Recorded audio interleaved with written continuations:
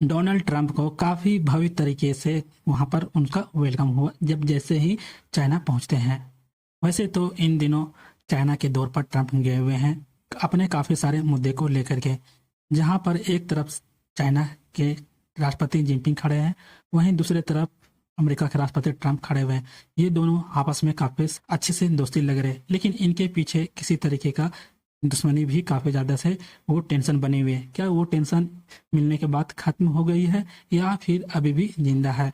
क्या ये मीटिंग दुनिया के लिए स्टेबल बनाएगी या फिर फ्यूचर में अमेरिका जो दोनों एक दूसरे से मीटिंग करने के लिए गए हुए हैं अपने अपने मुद्दों को लेकर के, या फिर एक नया और झगड़ा उत्पन्न करती है?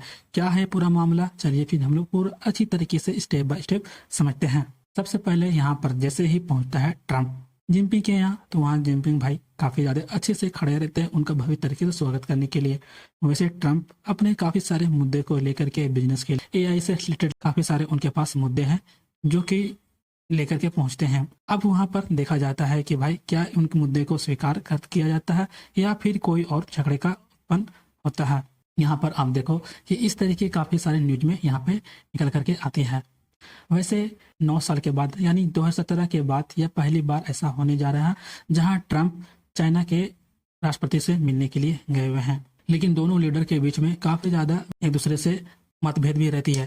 कभी ट्रेड वार को लेकर के, ये हमेशा ट्रेड वार को लेकर काफ़ी ज़्यादा हमेशा परेशान रहते हैं। कभी ये ट्रेड इन पर लगाया, कभी ये ट्रेड उन पर लगाया, कभी ये टैरिफ, जिनसे काफ़ी सारे इन पर दोनों को ट्रेड वार होते रहते हैं। इन पर ताइवान टेंशन को लेकर के भी काफ़ी सारे यहाँ पर मुद्दे बने हुए हैं। ईरान क्राइसिस अभी देख रहे हो कि ईरान में काफ़ी समय से झगड़े बने हुए हैं, उनके लिए लेकर के भी उनका मुद्दा रहने वाला है। काफ़ी सारे एआई आने के बाद टेक्नोलॉजी और भी ज़्यादा इम्प्रूव देखने को मिली है। एक दूसरे से ये लोग आपस में काफ़ी ज़्यादा कंपटीशन भी करते रहते हैं, जिससे उनका तू में हमेशा भी होती रहती है। लेकिन वैसे तो ज़्यादा बड़ा मुद्दे पर तनाव अभी भी बरकरार है। ये दोनों दोस्ती का दिखावा कर रहे हैं या फिर किसी तरीके का और भी कुछ चाह रहे हैं। वैसे तो ट्रंप ने जहां जिनपिंग को महान लीडर और मेरा दोस्त बताया है, भाई ट्रंप बोलते हैं कि तुम मेरा काफ़ी ज़्यादा महान दोस्त हो और काफ़ी एक महान लीडर हो, इस तरीके का ट्रंप ने जिनपिंग को बोलता है। वहीं पर एक जिनपिंग ने यूएस चाइना रिलेशन को दुनिया का सबसे इम्पोर्टेंट रिलेशनशिप भी कहा है। भाई जिनपिंग की तरफ से भी और यूएस चाइना के रिलेशनशिप भी दुनिया का सबसे इम्पोर्टेंट काफी ज्यादा ये रिलेशनशिप है। ट्रंप ने पहले चाइना पर अमेरिका को लूटने का आरोप भी लगा चुका है कई बार, लेकिन वहां पर दोनों देशों के बीच में ट्रेड रेसिस्ट्रेशन को लेकर पुराना कॉन्फ्लिक्ट काफी ज्यादा रहा भी है। देखते हो कि हमेशा उन दोनों के बीच में काफी ज्यादा टैरिफ के लेकर के लड़ाई झगड़े भी होते रहते हैं। लेकिन अमेरिका ने चाइना का प्रोडक्ट्स पर हैवी टैक्स भी लगाया है, उसी तरीके से चाइना की तरफ से भी पलटवार भी किया और जाकर के उन्होंने भी जवाब में कोर्ट टैरिफ्स भी लगा दिया था। लेकिन अभी जो दोनों के बीच में जो टैरिफ था भाई फिलहाल के लिए रोका गया है। फिर ये दोनों अपने एक व्यापार मुद्दे के लिए भी वहीं पर बातचीत करने वाले हैं। चाइना ने संकेत दिया है कि भाई वह अमेरिका से सोयाबीन हो गया या फिर बीफ हो गया, बोइंग हो गया, एयरक्राफ्ट हो गया खरीद सकते हैं, लेकिन अपनी मार्केट अपनी अमेरिका और ग्लोबल कंपनीज के लिए और ओपन भी कर सकता है। ये साफ तौर पर इन सभी मुद्दे पर बात होने वाली है। बिजनेस अपॉर्चुनिटी को बढ़ाना चाहता है, जिससे सप्लाई चेन इंप्रूव करना चाहते हैं ये सब मिलकर के। लेकिन ट्रंप अकेले वहां पर नहीं जाते हैं, उनके साथ कई बड़े बड़े कंपनी के सीईओ भी पहुंचते हैं, जैसे एलन मस्क काफी ज्यादा चर्चित है, टिम कुक हो गया, जेनसन होंग हो गया, इस तरीके के सीईओ वहां पर पहुंचे हुए हैं ट्रंप के साथ ही। लेकिन इससे क्लियर है कि भाई यूएस चाइना मीटिंग का फोकस बिजनेस और टेक्नोलॉजी पर भी है, यानी कि सिर्फ जो झगड़े के मुद्दे के लेकर बात नहीं गई है, उनका मुद्दा और भी है, एक बिजनेस के लिए और टेक्नोलॉजी के लिए पर भी किया हुआ है। वैसे तो ताइवान का मुद्दा भी काफी ज्यादा यहाँ पर देखने को मिल रहा है, जहां जिनपिंग ने ट्रंप को क्लियर ही वार्निंग दे चुकी है। भाई ताइवान चाइना के लिए सबसे इम्पोर्टेंट इशू माना जाता है। उन्होंने कहा देखो भाई, जैसे कि ताइवान हो गया, इंडिपेंडेंस हो गया और पिक एक साथ दोनों चल नहीं सकते। अगर इशू को गलत हैंडल किया गया है तो कॉन्फ्लिक्ट और भी ज्यादा बढ़ सकती है। लेकिन वहीं पर अमेरिका ताइवान को काफी ज्यादा सपोर्ट भी करता है, इसी वजह से ये सबसे डेंजरस टेंशन पॉइंट माना जा रहा है। वैसे तो अभी देख ही रहो कि ईरान में कितना झगड़ा चल रहा है, जिससे स्ट्रेट हॉर्मुज भी काफी ज्यादा से भी बंद पड़ा हुआ है।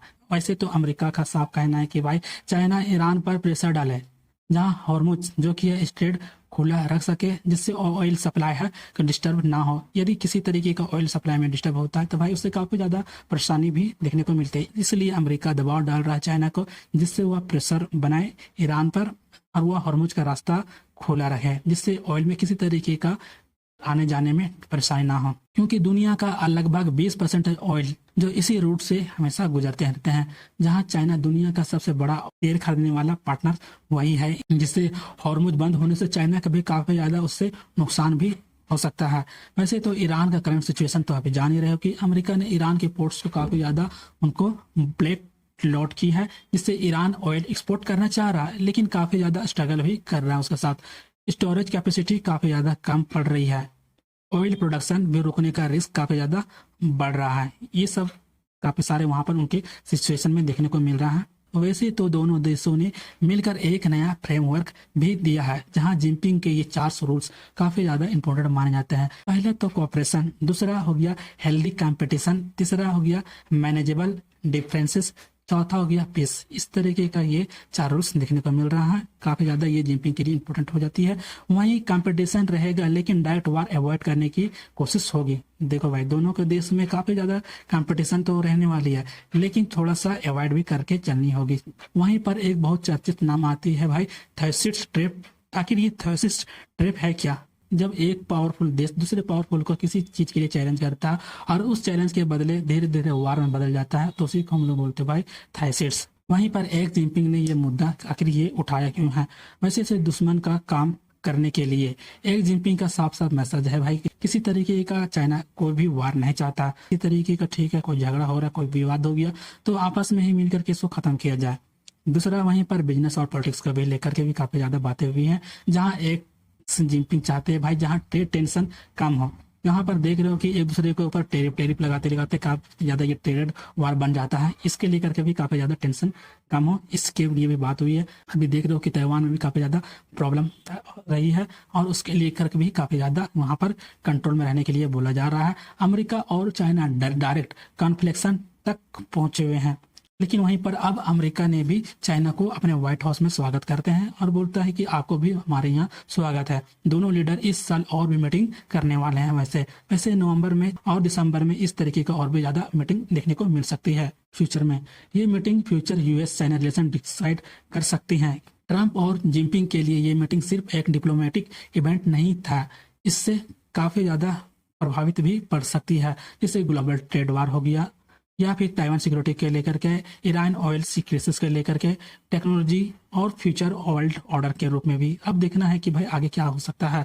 वैसे में यह सवाल उठ रहा है भाई, क्या अमेरिका और चाइना मिलकर दुनिया को स्टेबल रखेंगे, या फिर फ्यूचर में सुपर पावर रिवाइवरी या और डेंजरस हो सकती है? ये आने वाले समय में देखने को मिलेगा ही। लेकिन इस विषय में आप क्या सोचते हैं, अपनी राय हमें कमेंट में जरूर बताएं, और इनसे किसी तरह कोई अपडेट आता है तो मैं आपको जरूर ला करके दूंगा। तो चलिए फिर मिलते हैं ऐसा ही एक और अगले वीडियो में, तब तक के लिए गुड बाय।